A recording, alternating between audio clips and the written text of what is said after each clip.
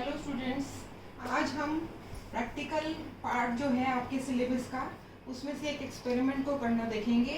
ये experiment BSc passports और honours दोनों के लिए कॉमन है, इसलिए हम आज देखेंगे कि किसी प्रबल अम्ल HCl या प्रबल क्षार की उदासीनीकरण ऊष्मा कैसे ज्ञात करते हैं। यहाँ हमारा ऑब्जेक्ट है to determine the heat of neutralisation of strong acid against strong base. Strong acid we have taken here is HCl and strong base is NaOH। आप सबको मालूम है कि स्ट्रॉन्ग एसिड और स्ट्रॉन्ग बेस वो कंपाउंड्स होते हैं जिनमें जो आयनाइजेशन है, डिग्री ऑफ डिसोसिएशन या आयनाइजेशन है, वो लगभग 99% कंप्लीट होता है। इट मीन्स कि अगर 100 मॉलिक्यूल्स प्रेजेंट हैं फॉर एग्जांपल, तो उसमें से 99 आयनाइज्ड फॉर्म में प्रेजेंट होंगे। जब HCl की NaOH के साथ में रिएक्शन कराई जाती है तो आप जानते हैं एक एसिड है और एक बेस है। जब भी किसी एसिड की किसी बेस से रिएक्शन होती है तो हमेशा एक सॉल्ट और वाटर बनता है। किसी भी एसिड बेस की टाइट्रेशन कराओगे, किसी भी एसिड बेस का रिएक्शन कराओगे तो हमेशा एक सॉल्ट और वाटर बनेगा। इस एग्जाम्पल में HCl और NaOH का हम एक्सपेरिमेंट कर रहे हैं, इसलिए NaCl और पानी बनेगा। इसी तरह मैं अगर दूसरा एग्जाम्पल लूँ, सपोज मैं लेती हूँ H2SO4 और NaOH, यहाँ पर भी सॉल्ट और वाटर बनेगा, इसलिए सॉल्ट बनेगा Na2SO4 और बनेगा वाटर। किसी वीक एसिड वीक बेस को ले लूँ, मान लीजिए मैंने एसिटिक एसिड ले लिया और साथ में मैंने एसिटिक एसिड के साथ में ले लिया HCl, तो सॉरी इस एसिड के साथ वीक बेस लेना है, अमोनियम हाइड्रोक्साइड ले लिया, तो ये वीक एसिड वीक बेस है, इसमें CH3COONH4 अमोनियम एसीटेट सॉल्ट बनेगा और वाटर बनेगा।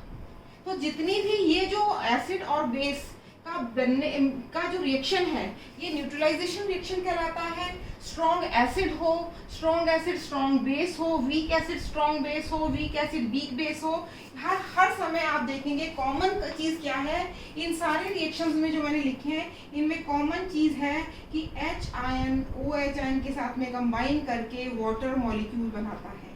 इसका मतलब ये है कि न्यूट्रलाइजेशन प्रोसेस क्या है।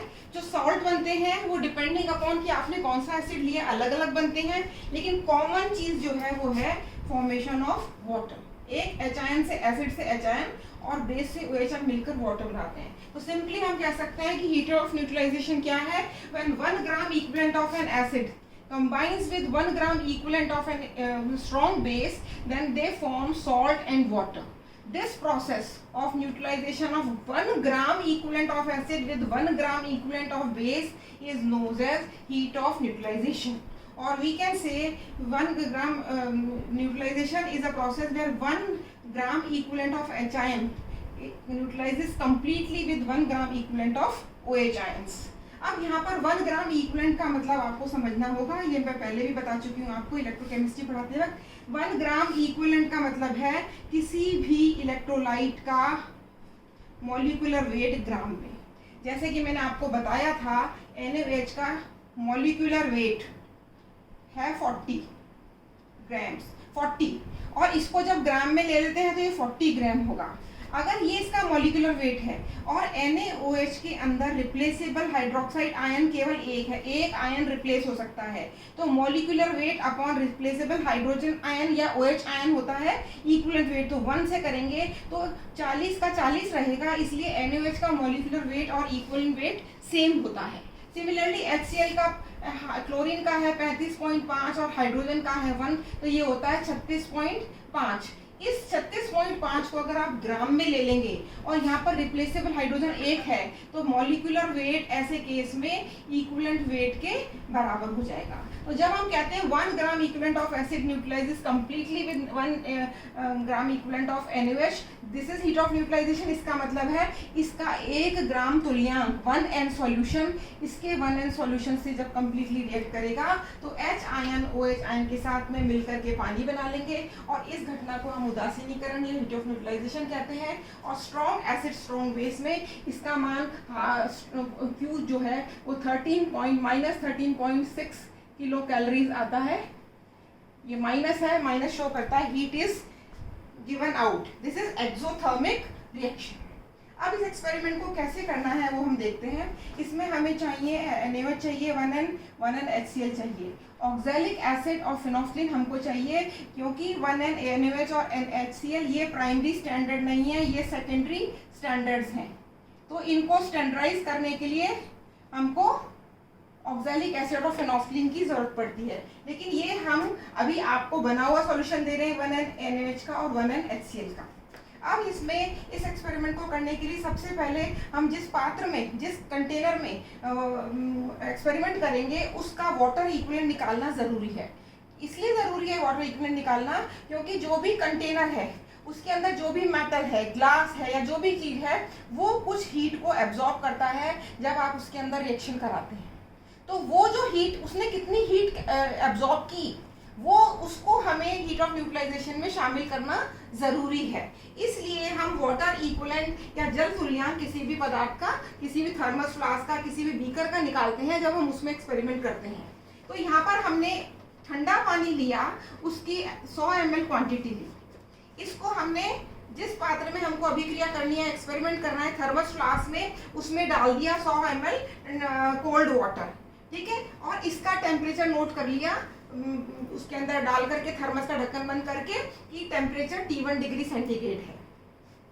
अब जो T1 डिग्री सेंटीग्रेड है ये रूम टेम्परेचर होगा, ऑलमोस्ट रूम टेम्परेचर होगा।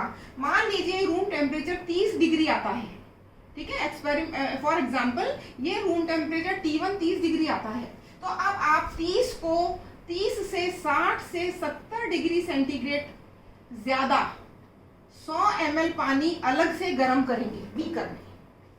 100 ग्राम पानी आपने थर्मस फ्लास्क में लिया, 100 ml एक ही बात है, आपने लिया और उसका टेम्परेचर नोट कर लिया, माना कि ये 30 डिग्री सेंटीग्रेड आया। अब इससे 60 या 70 ज़्यादा मतलब कि 90 या 100 डिग्री टेम्परेचर तक हम क्या करेंगे, 100 ग्राम पानी को अलग से बीकर में गर्म करेंगे। तो उसका टेम्परेचर, गर्म पानी का टेम्परेचर हो गया T2 डिग्री सेंटीग्रेड। अब इसके बाद इस T2 गर्म पानी को हम ठंडे पानी के थर्मस फ्लास्क में डालेंगे और जो इसमें स्टेरर होगा उससे इसको मिक्सचर को हिलाएंगे। स्टेरर को मिक्सचर को हिलाएंगे। हिलाने पर जब हम इसको हिलाएंगे तो ये एक मैक्सिमम टेम्परेचर ऑब्टेन कर लेगा, क्योंकि T1 ठंडे पानी का ताप है, T2 गर्म पानी का ताप है। ये 30 है तो ये 90 है, 95, 70 कुछ भी ले सकते हैं आप। तो ये ज़्यादा टेम्परेचर जब मिलाएंगे तो एक मीडियम टेम्परेचर हाईएस्ट निकल करके आएगा T3 डिग्री सेंटीग्रेड, और हम इसको नोट करेंगे। जिस थर्मस फ्लास्क में हमने नोट किया उस थर्मस फ्लास्क से हमने कितना पानी हो गया, 100 ml तो हो गया ठंडा जल और 100 ml हो गया गर्म जल, और हमने कितना जल लिया एक बार में 100 ग्राम। तो वाटर इक्विवेलेंट का फॉर्मूला है 100 into T2 minus T1 upon T3 minus T1। T2 है गर्म पानी का भार, T1 है ठंडे पानी का भार। इसका मतलब कितना टेम्परेचर T2 ने T1 के साथ मिलकर के बनाया वो है, और नीचे टेम्परेचर है T3 माइनस T1। T3 है मिक्सचर का टेम्परेचर और T1 है ठंडे पानी का। तो मिक्सचर का टेम्परेचर भी ठंडे पानी के टेम्परेचर से ज़्यादा होगा। यहाँ पर हम ये temperature T2, T1, T3, T1 substitute करके, और इसमें हमने 100 ml वाटर लिया है वो हम यहाँ यूज़ करेंगे, और -100 करके कैलोरीज पर डिग्री के अंदर हम वाटर इक्विवेलेंट ज्ञात कर लेंगे। सबसे पहले एक्सपेरिमेंट को करने से पहले वाटर इक्विवेलेंट के वैल्यूज निकाल करके सबसे पहले W को कैलकुलेट करना चाहिए। W की वैल्यू हमेशा पॉजिटिव आनी चाहिए। जीरो या नेगेटिव वैल्यू, W की वैल्यू अगर नेगेटिव होगी और या जीरो होगी तो इसका मतलब ये है कि हमारा वाटर इक्विवेलेंट गलत निकला है और हमें इससे फिर से रिपीट करना पड़ेगा।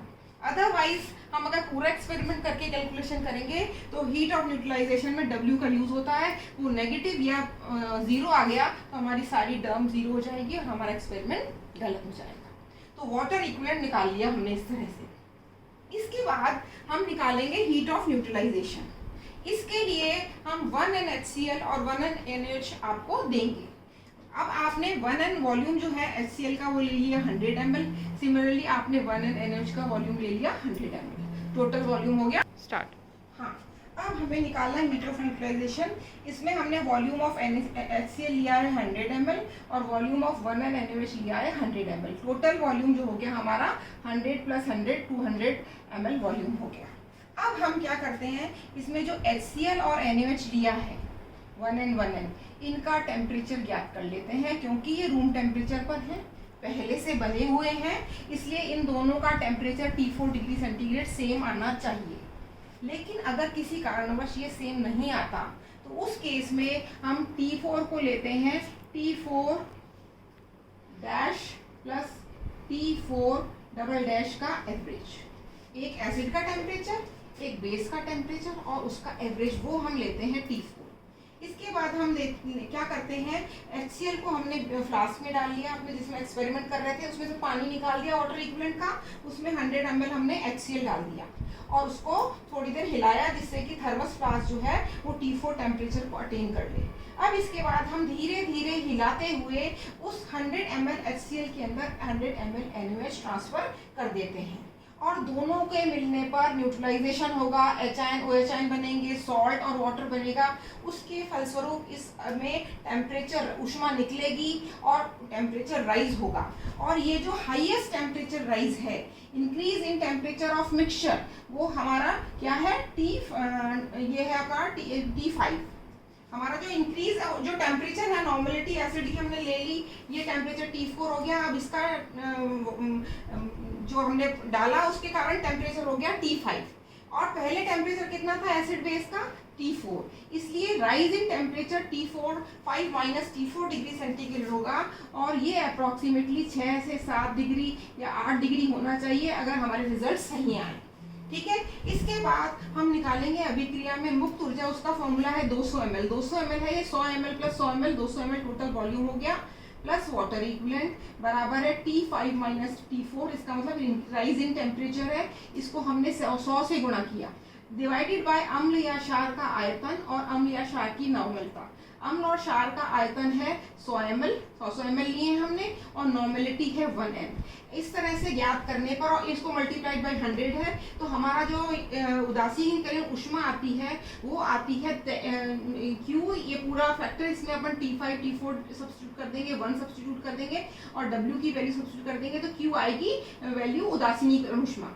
लेकिन ये सारा प्रक्रम 100 ml के लिए हुआ है, 100 ml के लिए हुआ है, जबकि हमारे पास कितना किसके लिए होना चाहिए, 1 लीटर के लिए होना चाहिए। इसलिए इस Q को हम 100 से गुणा करते हैं क्योंकि हमें 1000 ml के लिए निकालना है। और ऐसा करने पर जब हम 1000 से गुणा करते हैं तब हमारी heat of neutralisation strong acid की और स्ट्रॉन्ग बेस की 13.6 किलो कैलोरीज आती है। और इस तरह से हमारा एक्सपेरिमेंट पूरा होता है।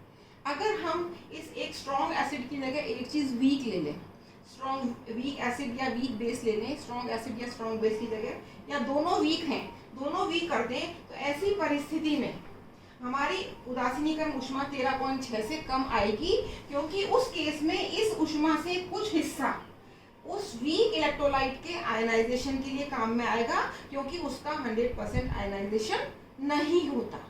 तो वो होप आप सबको समझ में आ गया होगा। जब आप एक्सपेरिमेंट करेंगे उसमें और भी आपको क्लियर हो जाएगा। Thank you.